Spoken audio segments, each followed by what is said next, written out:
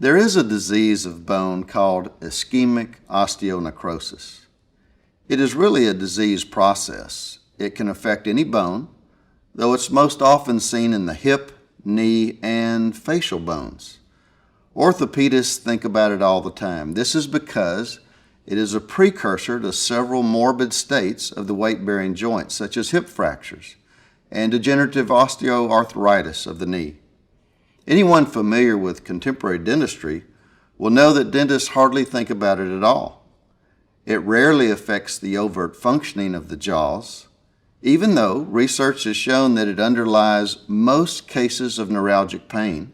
It's rarely recognized as such. Many dental authorities don't even recognize that it exists in the jawbones at all. Ischemic osteonecrosis is a process that involves impaired outflow of blood from the marrow space, increased intramedullary blood pressure, and reduced blood flow circulation in the bone marrow. This results in the death of osteocytes and other marrow tissues. Microscopically, it is characterized by dilated capillaries with microclots and infarcts. There are areas of empty lacunae and calcified tissue and loss of integrity of the trabecular structure. There are dead fat cells replaced by loose fibrosis and oil cysts or globules of free lipids. Surprisingly, inflammatory infiltrates are not a factor. Infection and trauma are known to be the primary factors that predispose bone marrow to this condition, leading to a long list of other influences. Chronic ischemic bone disease is literally bone death. It is a process that creates diseased or dead bone marrow resulting from a diminished, either abrupt or chronic, blood flow.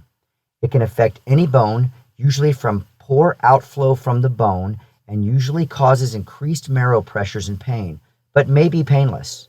Hips, knees, and jaws are most often affected. Subsets of this disease include bone marrow edema in a mild form, regional ischemic osteoporosis, also mild, avascular necrosis, a severe form, etc. Characteristics. Like inflammation, not so much a disease in its own right as it is a generic process. A local reaction to a variety of systemic and/or local factors which reduce nutrition and blood flow to marrow. Unpredictable onset. May become self-perpetuating. Characteristically multifocal, 50 to 80%. Characteristically bilateral, mostly hips, knees, jaws. Very difficult to see on radiographs.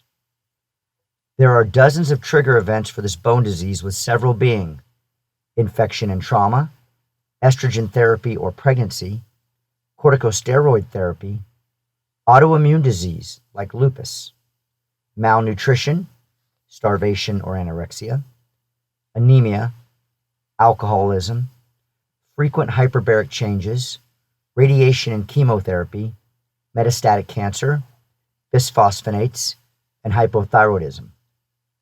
The basic problem is that marrow is especially susceptible to clots and infarcts. Blood flows sluggishly through marrow and flows out slowly. Normal intramedullary pressure is high. Ischemic disease is the only bone disease in which outflow is even further drastically reduced, 80% of cases. Intramedullary pressures in osteonecrosis can be 5 times greater than normal because of backup pressure. Stagnation occurs, increasing risk of clots. Inherited excess clotting tendencies compound this problem, increasing susceptibility to infarction. Clotting disorders affect 20% of the population. About 4 out of 5 chronic ischemic bone disease cases have hypercoagulation status. Neuralgia-inducing cavitational osteonecrosis, also called NICO, is a jawbone version of ischemic osteonecrosis. By definition, NICO is associated with pain. Osteonecrosis itself may or may not be painful. It may or may not affect multiple sites in one bone or multiple bones. The disease may or may not produce pain, and the intensity of symptoms is not related to the amount of bone destroyed.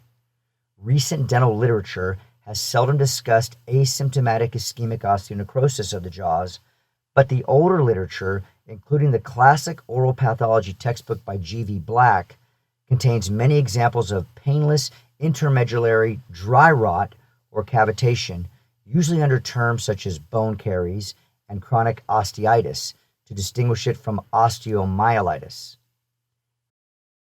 In 1915, G.V. Black first described these lesions in jawbones as follows, quote, "An osteomyelitis-like bone disease which seemed not to be a true infection, but rather a slow, progressive, unexplained death of cancellous bone and marrow, cell by cell," end quote.